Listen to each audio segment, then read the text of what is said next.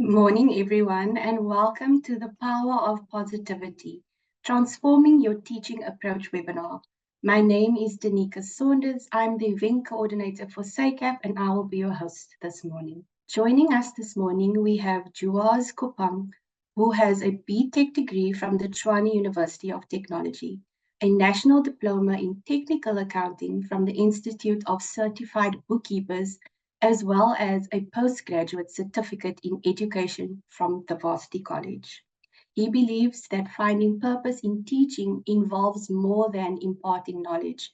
It's about connecting with students and inspiring their growth. Balancing work with personal life is crucial by setting boundaries and prioritizing self-care. Educators can thrive both in the classroom and beyond. Next, we have Dr. Ismail Teladia, who is the Senior Curriculum Planner in Life Orientation or Life Skills. Dr. Ismail was a teacher at Spine Road High School for 30 years. He was the recipient of the National Teacher Award, DBE, in 2012 in the category of Excellence in High School Teaching. Dr. Ismail is passionate about teaching and creating opportunities for his learners and teachers. He was a subject advisor in the Metro South Education District before he was appointed to the post of Senior Curriculum Planner in Life Orientation at the Western Cape Education Department. Dr. Ismail activated the online safety curriculum with Google for introduction into the life orientation curriculum. He was responsible for managing the implementation of comprehensive sexuality education in the province, as well as physical education, both at provincial and national level. He is currently driving the flagship program for the WCED on behalf of the WCG Growth for Jobs Strategy. And now, without any further ado, I'll hand over to Dr. Ismail. Thank you. Good morning to you. Very excited to be here with young teachers, very eager to get into the teaching profession, and I'm very excited about that. When somebody speaks to the issue of wanting to be a teacher, it really inspires me, because as a young teacher myself, way back, I was always looking forward to impacting on the lives of our children. So the fact that you've chosen to want to be a teacher is extremely exciting for me. And hopefully after this morning's discussion and engagement, we will be even more motivated to know that you have chosen the right profession. So as we speak to the issue of the DNA of an inspirational teacher, we first just reflect on where we are within the South African schooling environment. Now, I hope this particular slide doesn't scare you off, but we must also do a reality check. And so the reality check is about what is happening in our schools. If you are fortunate and get into a private school or a full Model C school, then things are fairly okay. You should be able to manage fairly well within that particular schooling environment. However, if you were to enter into our public ordinary schools, you may find that the situation is slightly different. And so we must be gearing ourselves for all of that. So it doesn't matter whether you're going to be teaching in a private school or whether you're going to be teaching in a public ordinary school. The DNA of an inspirational teacher doesn't change, because ultimately you're dealing with a group of young people and that you want to impact on. And so whilst this may be a scenario in some of our schools, it is not everywhere. And therefore, whether you are faced with that type of environment, you as a teacher are still pivotal in being able to impact on the minds of those young people in that particular space. So what is it that we want to see with regards to the DNA of an inspirational teacher? And so in our next slide, we will speak to some of those characteristics. But before we get to that, the question to you is, why? Why have you chosen to become a teacher? And so the one question, clearly, it cannot be about money. As you know, if you look at what is happening in the media with regards to teachers' posts by national government and provincial government saying that there's not enough funding to pay all of our teachers, then that already creates an anxious situation for our young aspiring teachers, but also for our teachers that are currently in the employ of government. And so the question to you is, why have you decided to become a teacher? The one thing that you must be very clear of, you're not going to be a millionaire. You're not going to make R1 million out of teaching. Yes, it's going to take you a while if you stay in the profession for a long time to be able to reach that point where you get promoted and ultimately get into a situation where you earn a very good salary. But the point is, the why becomes important, because if you're bringing passion to this particular vocation, then it is clearly going to open the way for you as an inspirational teacher, because you need to answer that particular question for yourself. What do I need to do, and why have I chosen to want to be a teacher? And so if you look at yourself as an individual, you have had, from starting at primary school and running through high school, you may have encountered probably 40 to 50 teachers over that period of time. If you look at those teachers, probably you can look at your one hand and say, how many of them stand up in your mind at this particular point in time?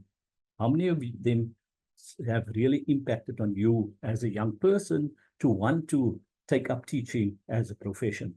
And so on that one hand, those teachers that stand out for you, what were the chief characteristics that made you want to become a teacher, because they were the role models for you? And in answering that particular question, that will give you the guidance in terms of answering that particular question for yourself, why? And stepping into a classroom, colleagues, is really important in terms of impacting on whether you have 30 learners in front of you or whether you have 40 or 50 learners in front of you. They are ready to absorb whatever you're going to be telling them.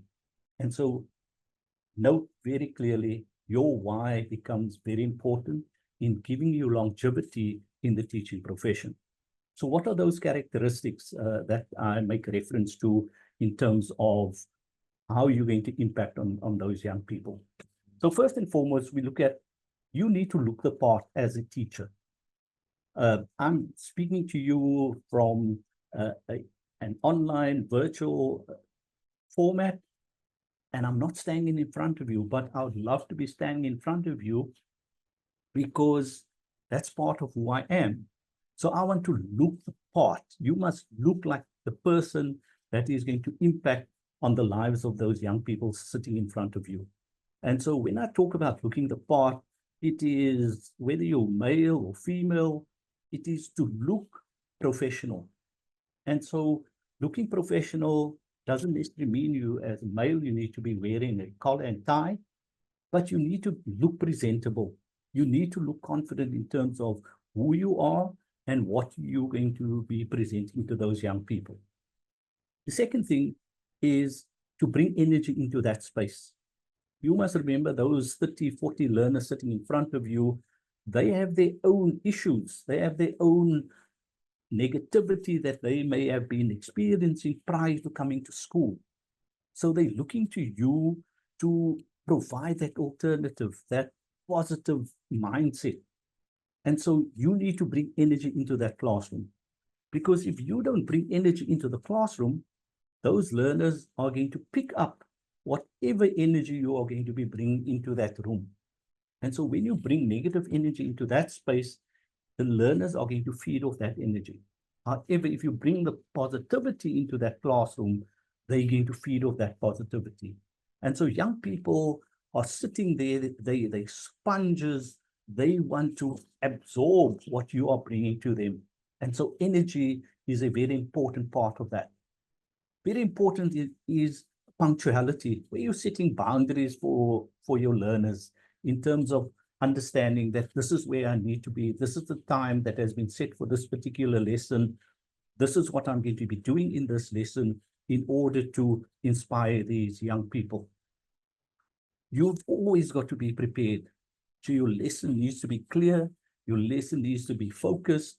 And if you are prepared, you are also able to adapt your lesson because of the energy that you may be receiving from your learners.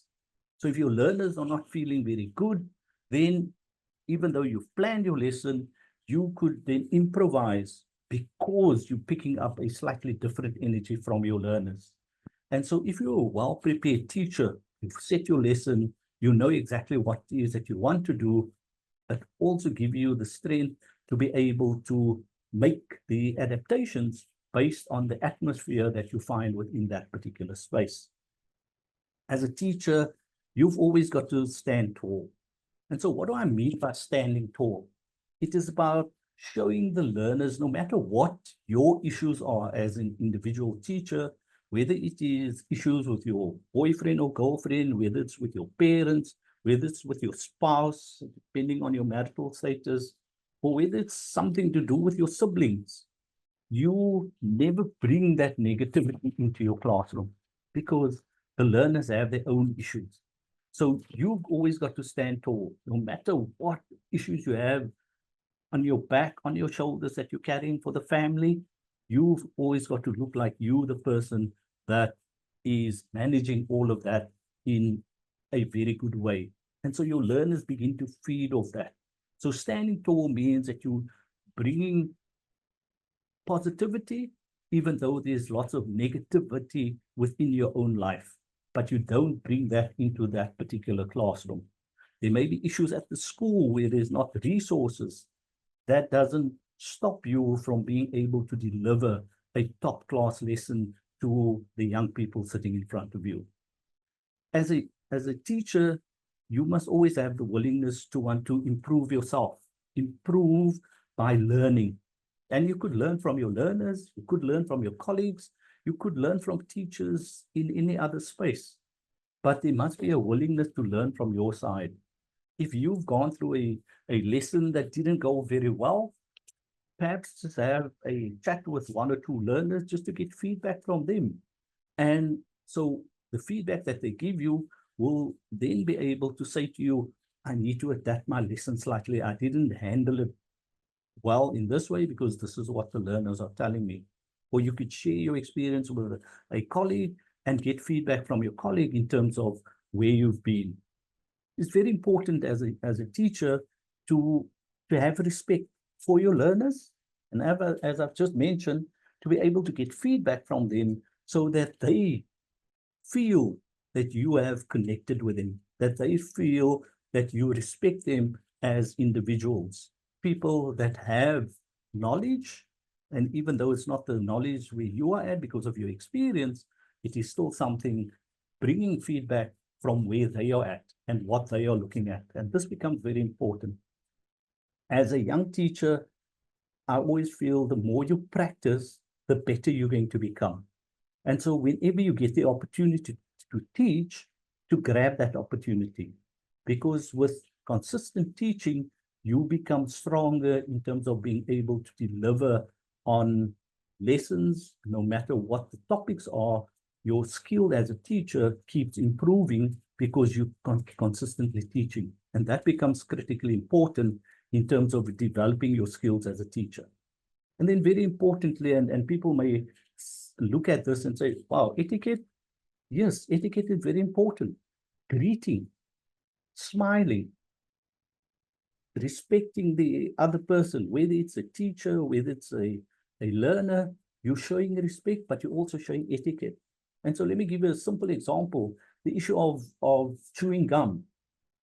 Your learners may chew gum and you may say to your learners, please remove. Or if you're coming into that particular space, walking to your class and you're chewing gum, and you step into your classroom and you're speaking to them while you're chewing gum, that doesn't show a great deal of etiquette. And so the message that we want to share with our learners is one of respect, but showing that through etiquette. And it's very important to be able to start your lesson by first greeting your learners. And so that's a very simple exercise that you will implement in order to strengthen what you do. So as we move forward on in this particular discussion, um, it speaks about your personal brand. And so when I talk about your personal brand, it is about exactly who you are as an individual. What do you bring into that space? What do you bring into the classroom? What do you bring into the staff room? And what do you bring into the school environment? And so your personal brand speaks to who you are as an individual. It speaks to your achievements. It speaks to your attitude. It speaks to how you perceive people and how you interact with people. It will speak to your passion about wanting to teach and be a good teacher. It speaks to the issue of being creative in terms of showing the learners what you do. It shows connection between yourself and your learners. And so your personal brand is critically important in terms of who you are as an individual. When you're in a staff environment, it becomes important to be able to be appreciative of what other people do. But you as an individual, you must also contribute. For example, your colleagues must know that you are a top-notch teacher, you are reliable. If you have to hand in your question papers, then your question papers will be on the due date or before the due date. If you have to do marking, your marking results are in on the due date or before the due date. So people see you as being a reliable colleague, that you don't hold up the system because you haven't completed your marking, for example. So when we're talking about your personal brand, it needs to have a narrative in which quality is not just an empty word. We're talking about you standing to full steam in terms of who you are as an individual. And so your learners begin to respect you because of your personal brand, but your colleagues begin to respect you for your personal brand as well. And so your personal brand is a showcase of exactly who you are. And so let me unpack that a little further for you. So when we're talking about your personal brand, it is how people see you and how you see yourself, okay? And this becomes important in terms of who you are as an individual, because your personal brand almost needs to speak for you. So, for example, when you step into a classroom, the first thing, and this has been my experience, the first thing that happens, the learners stand. So the learners all stand and they know that part of your personal brand is to greet them, but you greet them from a standing position, meaning you asking them to stand when they're in your classroom. But because the learners know that of your personal brand, when you step into any classroom, the learners that you've taught, you will see immediately that they will stand. And so what does that mean? It means that you're greeting them and they will, as a means of firstly connecting with them, but secondly, to calm the class. So you're greeting them, they are all in attention, and you will then say to them, you may be seated. That's part of your personal brand. They know that, you know that, you're coming there confidently. They know who you are as an individual because your reputation, your brand has already spoken for you. And so when we're talking about that personal brand, it encompasses a number of very important traits. And so as part of the DNA of an inspirational teacher is to understand who you are as an individual, but what you talk about yourself when you speaking about that personal brand. And when we say about your personal brand, I don't mean you go around and you tell people, whoa, this is who I am. I'm Mr. Adidas, or I am Mr. Nike, or whatever the case might be. No, it is about you presenting yourself, and people begin to look at you in a particular way because they understand who you are as an individual. So let's look at some of those qualities that I'm looking for in terms of your personal brand. So your appearance becomes very important. So no matter what kind of warning you've had at home, when you're getting and you're preparing to go to school, you know what you're going to be dressed like. You know how you're going to appear in front of your learners. You know what your day encompasses. So let's say, for example, you're teaching life orientation, and one component of life orientation is to be teaching physical education. So the day that you're teaching physical education, you're not going to go to school in a collar and tie.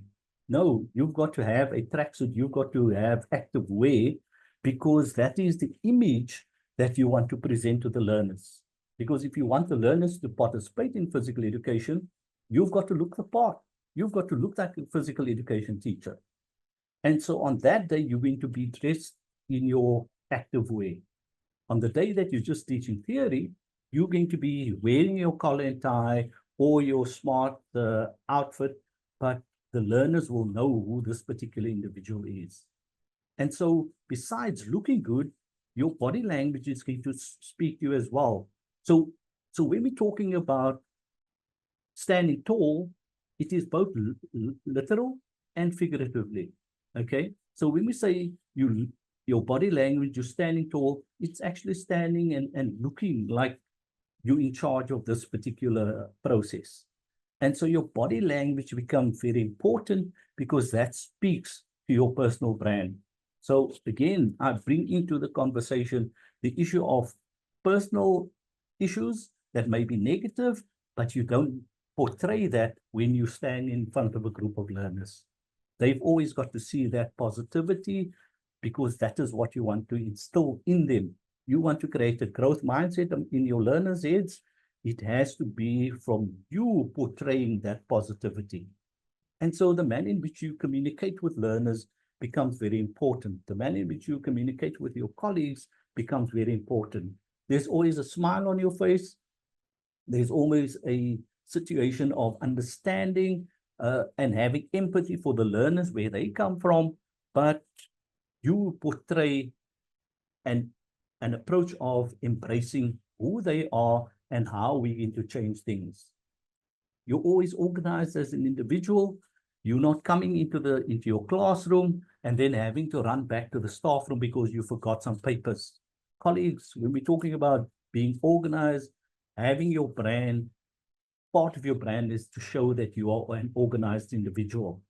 And so it takes a little bit of effort, but you need to put in that effort in order to be able to impact on the mindsets of those learners that you are teaching. Your attitude is always one of positivity, because if you are going to be caught up in a negative mindset, you may lash out at the learners. And so we don't want you to be able to move into that particular space. If you don't have a good attitude, you may find that anything that the learners do may trigger a negative response from you. And so it becomes important that you are not caught up in that type of mindset, where whatever the learners are going to say, whether it's a negative approach, that you take what they're saying personally. Having a positive attitude creates an environment in which the learners want to engage with you. Your social media platforms is very important, and I'm going to talk to that shortly, but social media becomes very important. What you portray in social media is very important.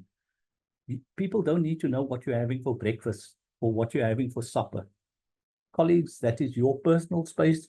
You can portray whatever it is that you wish to portray with them, but it doesn't have to speak to the issue of having to show people what you're having for breakfast or what you're having for dinner. And if you're flying to Johannesburg or Durban, people don't necessarily need to know that you're at the airport, because you are going to be showing them who you are. You know that you are off to some other destination. Social media is important as a teaching tool, and I'll try and unpack that a little for you. Excellence and quality is definitely part of your brand. And so whatever we're doing, whatever standards we're setting in the classroom, it is towards excellence. And so your learners must understand that life is not easy, that if you want to achieve anything in life, it requires hard work. And so striving for excellence is what you bring into that particular classroom. When we're talking about quality, everything that you prepare, your worksheets, your examinations, your tests that you set up for the learners, it is quality educational content that it has. And so your learners begin to experience good quality education. And so no matter what environment you teach in, you always need to strive for that quality. You need to present everything in a very qualitative manner so that your learners begin to understand what it is that you want to do. So let's, for example, say you're cutting and pasting. So, simple example. The cutting and pasting, if you're having little articles from different programs, and you're putting it together, look at the fonts, ensure that if you are able to change the fonts, make sure that there's a standard font that runs through your complete worksheet, for example. And that speaks to the quality of what it is that you do. You must be resilient as an individual, because that speaks to your brand. How do I get to know and understand where I'm at? If my school doesn't have resources, I'm resilient. Through my network, I'm able to get in resources. So you become resilient as an individual, because if you sit in that classroom when you're waiting for the school to support you, it may not happen. Be creative and a critical thinker. That must be part of your mindset. And again, the energy and the enthusiasm that you bring to that class is critically important. And so I make reference to your social media platform. Please note, colleagues, whatever you post on social media becomes your digital tattoo. And so I've seen, and I'm just going to show you a very simple image that I see on some of people's social media posts. They stand with their fingers in a particular way. And I don't know why they want to stand with their fingers in a particular way. I don't know what that portrays, but the moment you put that on, there's almost an acceptance that, one, you are from the Cape Flats, or you've come from a community where there is gangsterism, whatever the case might be. But what you place on social media as a young person now, remember, in 10 years' time, it is still going to be there. And so when you look at wanting to apply for positions, colleagues, let me say to you, first and foremost, every organization, every employer is going to go onto your social media. And so whether your social media is completely private, there is ways and means by which organizations can get to unlock what you've posted on social media. So please be clear that whatever you post on social media, it must not come and bite you in the backside later in your career. Be clear, be careful about what you post on social media, because people will interpret what you post on social media in their own way. They will interpret it how they see it. And so you need to be clear as to whatever you're posting there is for educational purposes, or is portraying your personal brand in terms of presenting yourself as a positive individual. So as we move forward, can we go to the next slide? We're talking about you as an individual in terms of how you present yourself as a teacher. Firstly, we speak to your inner confidence, and that is your mental well-being. That no matter what transpires, if you're not getting a promotion at school, or you've got issues in the community or with your sports club, you do not bring that into the classroom. Your mental well-being is critically important in being able to manage that. You show resilience in terms of the negative items in your life doesn't bring itself into the classroom. You know exactly how to manage that particular space. And so the learners are always seeing you as a positive individual. I've spoken about the issue of your outer confidence, which is demonstrated in how you present yourself, looking the part. But very importantly, colleagues, is your professional confidence. And so when we're talking about your professional confidence, it's the confidence that you have where you are confident about how to present in front of a class, whether it's the top class in the school or whether it's the learners that are repeating a year, you are able to manage both sets of learners in a manner in which they will all feel positive. And so your confidence in your ability to be able to showcase those skills of yours in your teaching is what the learners would be looking at. And so you must have that confidence in terms of being able to navigate the space in the best manner in which you know. So this takes us to the next stage in unleashing your enthusiasm. So how do you make an impact on your learners? Is to unleash your enthusiasm, the positivity that you have, the energy that you bring into the classroom, the confidence that you have in your ability to take the learners from point A to point B. And so when you're walking into that classroom is to unleash that enthusiasm so that the learners begin to thrive off the energy that you bring into that space. They want to be like you. They picking up on terms that you are presenting to them, and they imbibe that in their own personality. And so my experience has been that if you bump into those learners, there are particular phrases that you may have used as a teacher, and those kids 20, 30 years on, they still remember those phrases that you shared with them in the class.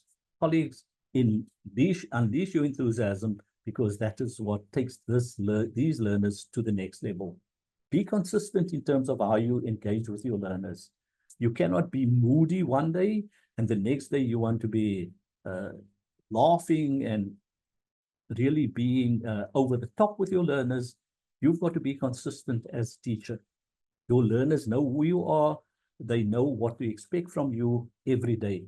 You're not personality A on one day, personality B on the next day, and personality C on the third day. You need to be consistent. Are you engaged with your learners in terms of, telling them that they've done well and the feedback that you give them? And also when they are not doing well, is to keep being positive about them being able to change their situation. So be consistent in terms of your interaction. You've got to continuously build your brand, and I've given you all the characteristics that would help to build that personal brand of yours. Very importantly, make the connection with your learners. As a teacher, you've got to connect with your learners. They've got to know who you are. You've got to know where they come from. So your learners are coming, are they all being bussed in? Do they live in the area? Or are some of them out of different areas? You need to connect with all your learners, because the type of lesson that you present to them needs to speak to all of them. You've got to see that you have that connection with your learners. And so you need to have that connection with the parents of those learners, and a connection with your staff members, your colleagues. They need to all know that you're connected with them. When I talk about the issue of staying fresh, it is to be up to date. It is to be at the cutting edge of changes in education, of changes in terms of teaching pedagogy, in terms of up to date with ICT, technology, new technologies. Are you able to use the new technology that is available? Are you able to do hybrid teaching? And blended teaching. These are all important parts of staying fresh and knowing what is happening within the education space. So one thing that is not going to help your colleagues if you become a victim. When I say become a victim, your school doesn't have resources, so now I can't teach the way I want to teach. I don't have, my learners are from a difficult community, so they're not motivated. You can't be playing a victim, colleagues. The learners are already victims. You need to be the shining light for them. And so it becomes important that you take that forward. And how do you do that? In the next slide, I will tell you what you need to be able to do in terms of the ABC of a victor. And so I'm looking at you as a victor, as a teacher. So ABC meaning you've got to have a good attitude. You've got to be bold in your classroom in terms of making decisions that's going to uplift the learners. And so your approach and what you do in your teaching is got to be bold so that you uplift them out of their negative environment that they come from.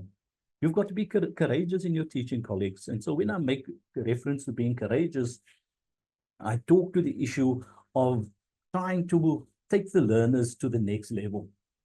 They may not all be on the same page, but you've got to help them to move to the next level, that there's life beyond the community that they are living in. We live in a global world, and so take our learners out of that particular space. What I don't want is for you to develop a fear attitude.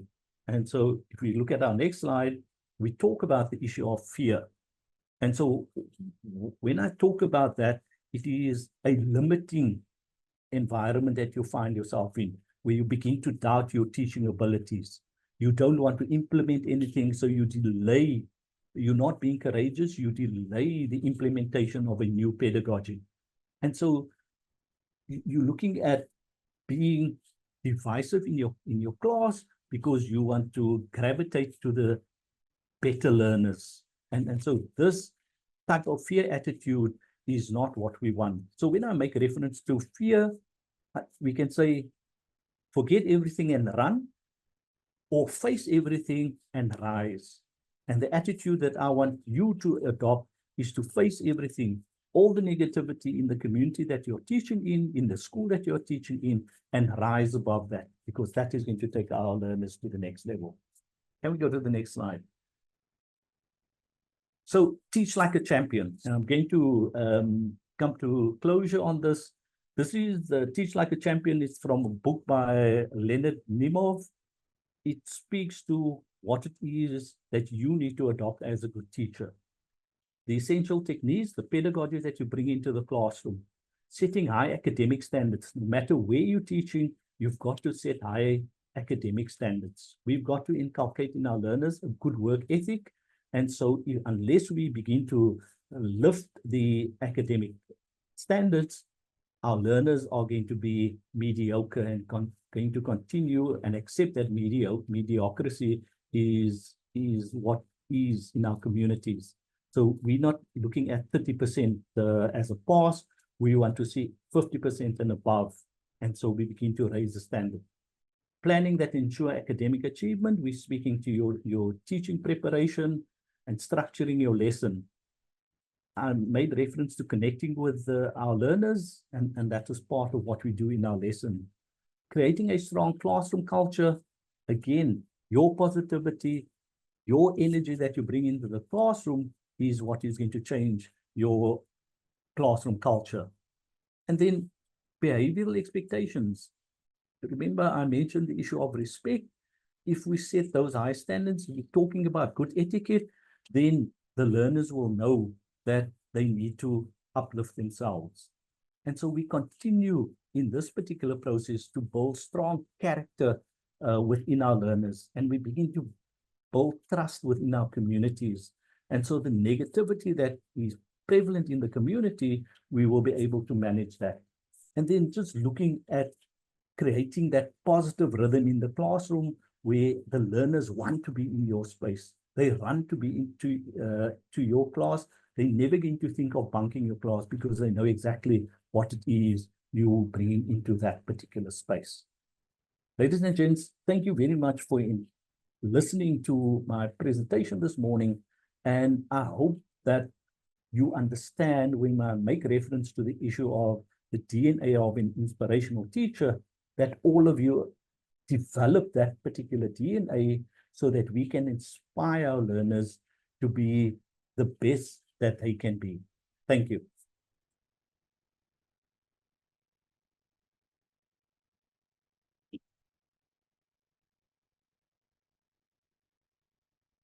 Good morning, everyone. Thank you very much to Dr. Ismail for his words of wisdom. I wish I had attended this webinar when I started as a teacher. I still consider myself a young teacher in the profession with about 4 years so into the profession. So thank you very much, Dr. Ismail, for your words of positivity.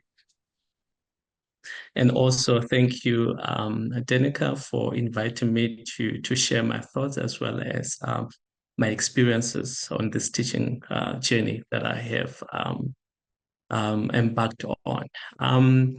So for my segment of the webinar, I will be looking at why is it important for you as a young teacher to understand your life purpose, and which will be key to longevity in the profession, and also making sure that you fulfill your teaching career. And then I will, towards the end of my segment, we'll look at how you can balance the teaching responsibilities with your personal life so that you can be both effective teacher as well as a fulfilled individual outside the school environment. So as future educators, you might have realized that you are preparing or rather preparing into and entering a very rewarding profession, but yet demanding. Why is it demanding? I think sometimes it's because we don't set clear expectations for ourselves, especially into balancing our professional life as well as personal life. So to start off, I will be looking at understanding the life purpose, especially the life purpose that of a teacher. For me, I've come to learn that a person's life purpose will evolve over time. After my tertiary education, I went into an corporate environment, and then that's when that I realized that it's actually not for me, and then I decided to pursue education. And definitely, as Dr. Ismail has said, it was not because of money, but then it was because of the love of teaching that I had, but that I still even have at this time. So, life purpose refers to the central motivating aim of an individual life. So, it is not just a phase or passing phase, but then it is central to motivation of what you aim to achieve with your life. And then this is because the reason for existence drives one's actions, decisions, as well as goals. A clear sense of life purpose can provide a direction, motivation, as well as fulfillment, often leading to a more meaningful and satisfying life. We have various scholars that have defined life purpose as that it is in terms of cohesion, self-actualization, and goal directness, suggesting that it is integral to human well-being as well as psychological health. So in this case, we definitely learn that a life purpose it is not a phase, but then it is something that is embedded in each and one of us. And until we find that purpose that is within us, then we'll always not be having a fulfilled life. So I guess this means a lot to me because, like I said, I developed my life purpose, and it came later on, but still it is actually fulfilling at the moment because I find teaching to be a very fulfilling career, not only professionally but also in my personal life. So in the next slide, we'll look at the life purpose of a teacher. Now that we have identified or we have learned what is a life purpose, then let's link that to a teacher, a life purpose of a teacher. So the life purpose of a teacher often centers around several key themes, and I believe um, as young teachers or those that are going into the teaching education, you have somehow learned about these key themes in education. So the first one is inspiring growth. So teachers aim to inspire and facilitate the intellectual as well as the emotional growth of their students, and they also help them to realize their potential. So it is not only about opening a textbook or teaching a certain topic, teaching it for the exam or for certain assessment, but then it is to make sure that you also at the same time you empower, or rather you inspire the intellectual ability as well as the emotional ability of learners. The next theme is that of empowering others. So being a teacher goes beyond the classroom. And later on, when you're talking about the balance, we look at that. Then one of the themes, as it says, is empowering others. So many teachers seek to empower students with knowledge, critical thinking skills, confidence, enabling them to navigate the world more effectively. So you're not only teaching learners inside your classroom, but you're also preparing them for the life that they will soon engage into once they finish their schooling years. And then the next key theme is creating a positive impact. Dr. Ismail mentioned, or rather touched on this or on his segment of the webinar. But then when you're looking at creating a positive impact, you're seeing that teachers often feel a deep commitment to making positive difference in their communities as well as society as a whole by fostering informed and engaged citizens. I remember where I come from. I come from the rural village of the Northwest, and there, whenever you see a teacher, you do not see someone, but then you are just seeing this a very important person in the community.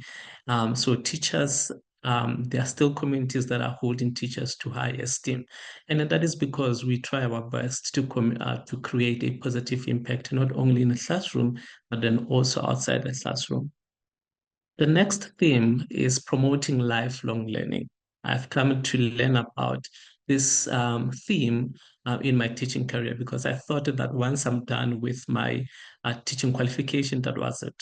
But then I was in it for a surprise, but a very rewarding journey it has been. So promoting lifelong learning means that teachers frequently embrace the idea of lifelong learning, not only for themselves, but also to encourage their students to cultivate the love for learning that lasts beyond the classroom. Again, Dr. Ismail touched on this, that as a teacher, you will have to embrace being a lifelong learner. It means that you'll always have to keep abreast with whatever that is happening in the education environment, not only education environment, but specifically also to the different subjects that you'll be teaching, because you will need to relate to those experiences to your class and your learners so that it makes teaching and learning very easy. So being a lifelong learner, it is very integral to being a teacher. The next theme is that of building relationships. A teacher's purpose can include building meaningful relationships with students, supporting or rather providing support, mentorship, and guidance that contributes to their overall well-being. So in this case, as a teacher, you are building long life relationships. I still remember my high school teacher who instilled the love of accounting to me. To this day, I'm still thankful for her for doing that. So she built a relationship that went beyond the classroom. And I can only hope that I can do that as well within my teaching career. So be prepared as you're going to enter the profession, be prepared to really build relationships that will go outside the classroom. And lastly, the key around the life purpose of a teacher is advocating for change. Many teachers are motivated by the desire to advocate for educational inquiry and systematic change, ensuring that students have access to quality education. So as a teacher, you will definitely advocate for a change, either be in the different curriculums that we teach or methods of teaching. You will also have inputs to attend, or rather you will also have opportunities to attend conferences where you will be asked to share your inputs. Do that, because as you do that, you are advocating for change for the life, especially for your students or even your learners. So in the next slide, we are looking at the importance of passion in teaching. Yes, it is true that once you start this profession, you need to have a passion for it. But then passion alone will not sustain you as a teacher. You will also need to learn some critical technicalities within the teaching space that will help you to make sure that that passion will last. So passion in teaching in teaching career is important because it contributes to both the effectiveness of teaching and overall well-being of teachers as well as students. Let's now look at the critical roles of passion in the teaching career. The first one, it says that you engage and inspire students. Passionate teachers have the ability to engage students in ways to make learning exciting. Nowadays, we are blessed with the use of technology, which can help us to engage students and make teaching and learning exciting as well as meaningful. So teachers don't just convey knowledge or information, they inspire curiosity and desire to learn. So you instill that desire in your learners to continuously learn. And that is very critical for a teaching career. Passionate teachers model enthusiasm for lifelong learning. Students are more likely to develop the love for the subject if they see their teacher genuinely excited about it. Like I said, for me, if it wasn't for that accounting teacher in high school, I don't think I would have learned to love accounting. But then because she was passionate about the subject, she was passionate about what she does as a teacher, I was able to also feed from his energy, from her energy rather. So the second important role is that passion for teaching improves teaching effectiveness. So when teachers are passionate, they often go extra mile to make lessons creative and engaging, using innovative teaching methods that cater to different learning styles. Again, here, as a teacher, you are not in it for money, but then you are in it for passion. And if you have that passion where you are going to be able to engage creatively with the learners and also use different teaching methods, you will be able also to pass on that positive energy to the learners. Again, passion helps teachers to connect with their students on deeper level, creating positive, respectful relationships. This emotional connection can make learning more meaningful as well as more personalized. So again, in terms of improving teaching effectiveness, the connection is very important from a teacher to learners, because once learners have that connection with the teacher, they are able to respect the teacher. They are able to also put more effort into their learning journey. So creating a positive learning environment, that is another role. So a passionate teacher typically creates a classroom atmosphere where students feel safe, valued, and excited to participate. So it is more of a safe space for all the learners. And it is the responsibility of a teacher to create that safe space in a classroom where learners will feel valued and that they are loved. They will always feel excited when it's their turn to come to your class, because you provide that safe space for them. Again, passionate teachers are often open to students' ideas and questions. Again, building on to a lifelong teacher, you will also need to be open to different questions that the learners will ask, and also be willing to answer them. Answering them, meaning it can be, I don't know an answer right now. I will do more research and come back to you, come back to you with an answer. That can also be a very sufficient way of answering a question of a learner. But then teachers are not supposed to, or you are encouraged not to restrict the learners into asking questions, because that's how they learn. And then it also gives you an opportunity to also direct them towards correct answers. Again, the role of passion in teaching career promotes personal and professional growth. Passionate teachers are often lifelong learners, as I have said before. Their love for subject drives them to a unique learning and growth in their field, staying updated with the new and teaching practices, theories, as well as technology. It will be very important for you to keep up with what is happening out there in the outside world of your classroom, whereby you can bring relevant examples into the classroom to make sure that learners are able to learn easily. And then enhances students' outcomes. So research shows that students perform better academically when they are taught by passionate teachers. This is largely because the students are more engaged and motivated. Learners or even students, they can detect or they can feed from a negative energy that the teacher brings in class that I have learned. So when a teacher comes in prepared when a teacher comes in with that passion to the classroom for the subject that they teach, they will be able to help the learners to be more engaged and even perform better.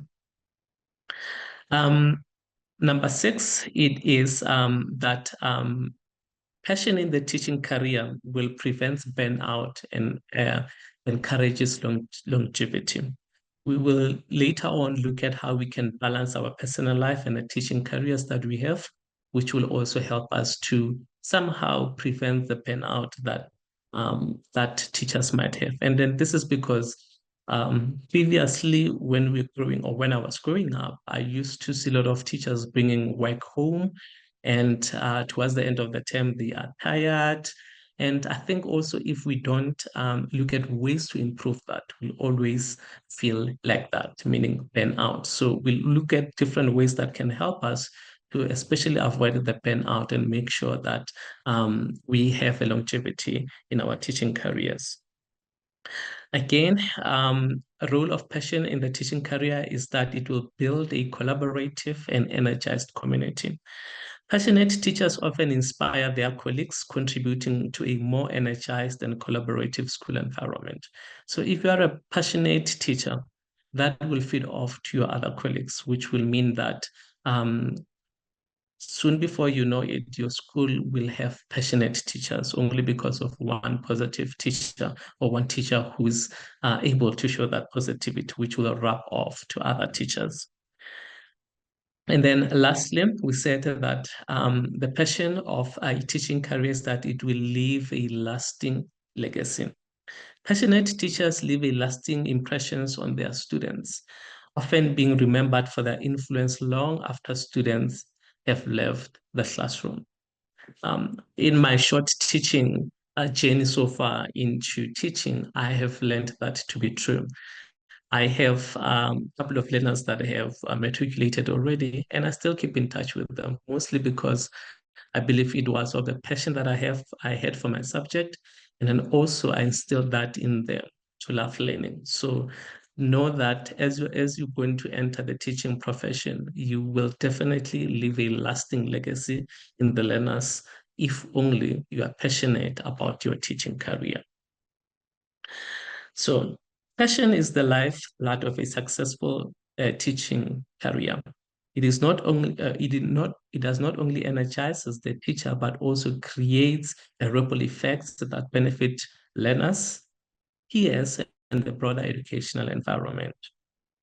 Passionate teaching transforms learning from routine activity into a meaningful, life-changing experience. And that is what we are hoping for as we engage with other teachers or even other colleagues in the department that, teaching at the moment, it has taken a different form. Now it is not just a routine activity where you get into a class, you teach, and then you go out. But it must make sure that teaching is meaningful and it is life-changing experience for the learners. So if we look into the next slide, we learn about how to basically balance work as a teacher and your personal life. It can be a very daunting task, especially if you are a young teacher where you are trying to get everything done all at the same time. And in later on now, you can definitely get a burnout. But then to avoid that, as you're going into the profession, may I just share some of the tips that I've come to learn on how to balance the work of a teacher as well as your personal life. The first one is to set boundaries. I know this can be a daunting task, but then establish a clear boundaries between work time and personal time. Designate specific hours for learning, for lesson planning, for lesson grading or marking, and even responding to those emails that you would get from your colleagues at work or even parents. So if you do that, you will definitely know that you are setting boundaries. So you also have to communicate with your students and colleagues to know about your availability when you are scheduled for consultations and when you are free for maybe additional support that you give to your learners. So please set those boundaries. They will help you not to take home or not to take work to home. You also need to prioritize your different responsibilities or your different tasks. Focus on completing a high priority task first. That is the best way to prioritize tasks. You must also utilize skills or rather tools such as to-do list, planners, or apps that will help you to manage your work effectively. Like I said, we are blessed with the use of technology. So if you can integrate this in your teaching career, it will help you to balance your work from your work as a teacher as well as your personal life. You must also avoid being a perfectionist. So it is easy for teachers to want to do everything, or rather to want everything to be perfect. It is in our blood. It is in our DNA, as Dr. Ismail has said. But then prioritizing tasks allows you to complete what is most important without getting overwhelmed by every detail. So if you prioritize your task, you will know which task takes the highest priority, and then you focus on that, and then others will follow suit. The third one, or the third strategy, is to practice self-care. So make time for you to exercise, make time for you to get adequate sleep, and also eat healthy. A healthy body helps maintain energy and focus. These are some of the aspects that we probably have learned before, but then they have been proven to be very helpful in balancing work as well as personal life. Practice mindfulness or meditation. Take short breaks during the day and make time for hobbies that you have, even activities that you can enjoy outside with. For me, I love running. That has always been my life, even becoming a teacher. So that is my self-care activity that I do. I do running, whether it be early in the morning or afternoons or even the weekends. That will help me to, ease down my mind and help me to be energized for the next coming days. So you should also find a way that to you will be a self-care activity, and that will help you to be energized and always be present. The next one is learning to say no. Again, another ask or suggestion that might seem impossible to teachers, learning to say no. I have seen that a lot of teachers, we are always want to help. We always want to step in and help. But then sometimes it's okay to say, I can't, or I cannot help you at this moment. I'm swamped, or I have something to do. Can we do this later on? It's always okay and to say that. So teachers often take an additional responsibilities like being in different committees in the school environment, being involved in all extra mural activities, or even taking extra lessons. That it is can be intended for a good purpose, but then that will not be good for your personal life. You will definitely be burned out later on. So learn to say no to certain things that you can say no to, and that you can maybe push over to someone else. Again, time management is very important. I believe we somehow have learned about time management before. In terms of time management in helping us to balance our work as teachers as well as personal life, it is important to do that, especially setting a schedule. We learned that having a fixed routine can help maintain a balance between your teaching duties as well as personal life. Again, it's all about setting a schedule and then using those technological tools that are available to us to make sure that we manage our time effectively. And then another strategy is to seek support as a teacher. Don't hesitate to reach out to your colleagues for advice or even support, especially those colleagues or teachers that have had more experience in this teaching career. Ask them for a support and even advice. And you must also build a professional network that can help you to manage challenges and share responsibilities. I currently belong to several WhatsApp groups for teachers, either for my subject or for the curriculum that I teach. They are always looking for a way to help. So if you have the opportunity, look up for those support systems and make sure that you use them in easing up your work and making sure that you avoid burnout. Using technology wisely. Leverage teaching platforms, apps, and digital tools that streamline grading, lesson planning, and communication with students. I recently attended an AI workshop from my school, and it made so much sense that we now have the blessing of using technology in our classrooms. You have different apps that can help you with lesson planning, for an example, or maybe even getting different activities for your lesson. So use those, but then use them wisely. Make sure that they are always personalized as much as you can get them from online support systems. Be present in every moment.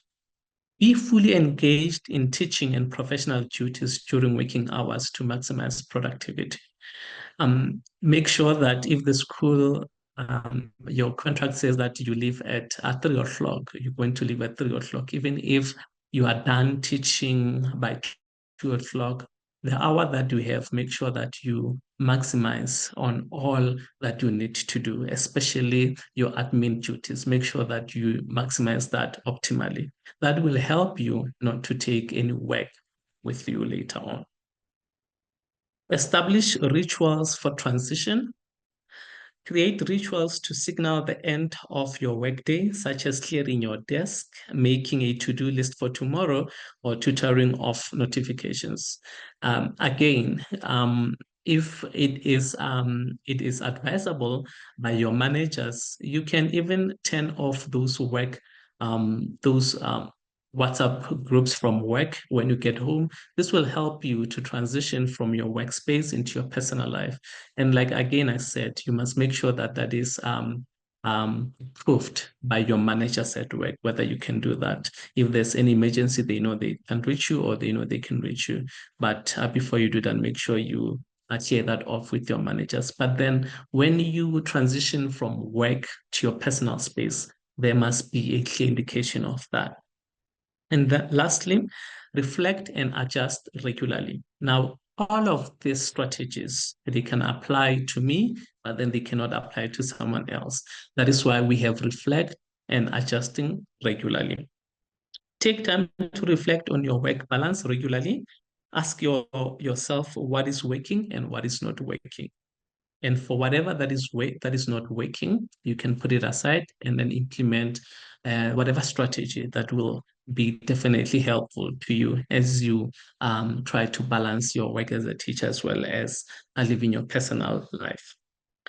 So balancing work and personal life as a teacher is critical for avoiding burnout and maintaining both professional success as well as personal happiness. So if we go on to the next slide, the role of support systems in helping teachers. We have learned that as a teacher, we must always ask for help, that we sometimes do not have knowledge for everything or we don't understand everything, and it's okay to ask for help. Now, there are some support systems that can help teachers, especially in avoiding burnouts or even coping with their teaching career. So support systems, they play a crucial role in helping teachers manage the many challenges in their profession while promoting their well-being, professional growth, as well as success. Now, I have listed just the 3 most important support systems that can help teachers. The first one is the emotional and mental health support. So teachers, or rather fellow teachers, provide a network of emotional support as they understand the unique stresses of a job. Sharing experiences, offering advice, and simply listening to each other can ease the feelings of isolation and help you manage stress. So if you have those teachers in your school, or as you will be going into a teaching career, make sure that you have those teachers that you can always lean on, or colleagues that you can always lean on, that they can help you, especially with managing your work. I also know that different schools, they have their wellness programs, or different wellness programs that they will try to offer support to teachers, like bringing in professional people to come and talk to teachers. So make sure that you also partake in those support systems, because they are there to support you and help you as a teacher. And then the second one is the professional development. Mentorship from one experienced teachers can help guide less experienced teachers. And then this is through offering help, classroom strategies, and also emotional support. So again, lean in as you go into the profession, lean into those teachers that have the most experience, and then learn from them as well. You also will be taking what can work for you and what will not work for you. The last one is access to resources. Schools can provide teachers with necessary materials, equipment, and technology to make it easier for them to focus on teaching rather than worrying about procuring supplies, for an example. And like Dr. Ismail has said, that you don't have to be victim. If resources are not easily accessible in your school, you can also lean in the experienced teachers who will help you to be able to access resources. And this can be through professional development sessions that you might attend, sorry for that, or even the use of technology in helping sure that you access relevant resources for your learners. I'm sorry about that. So the last from my side as I conclude, next slide, that knowing your why as a teacher will give you a sense of direction. And then that will fuel your passion and make sure that you have a lasting impact on your learners. When you connect with deeper meaning behind your teaching career, whether it is to inspire future generations or even foster curiosity or make a difference in your community, you will have a motivation to overcome challenges. You will grow as an educator, and you will find fulfillment in your work. Teaching will become more than just a job to you. It will become a meaningful vocation where you can leave a lasting legacy. With regards to balancing work and personal life, equally important in finding the balance between your work as a teacher and your personal life, teaching is rewarding, but can also be demanding, as we have learned. Without the balance, you risk burnout, you risk having stress and diminished jobs. Managing your work effectively, you can maintain your passion for teaching while enjoying a fulfilled personal life. Achieving this balance will ensure that you remain energized, motivated as your personal pursuit as a teacher, and then learn how to balance your work and personal life. You will become a better teacher, a more happier teacher, a more well-rounded individual. This balance will allow you to bring your best to the classroom every day, and ultimately helps you sustain a lifelong commitment to education with joy and fulfillment. That was just my final thoughts. I'm grateful, ladies and gentlemen, for listening to my experiences as a young teacher, as I consider myself, as well as to Danica for affording me the opportunity to do that. I hope that what I have shared and what also Dr. Ismail have shared will help you to move positively into your teaching career. Thank you very much.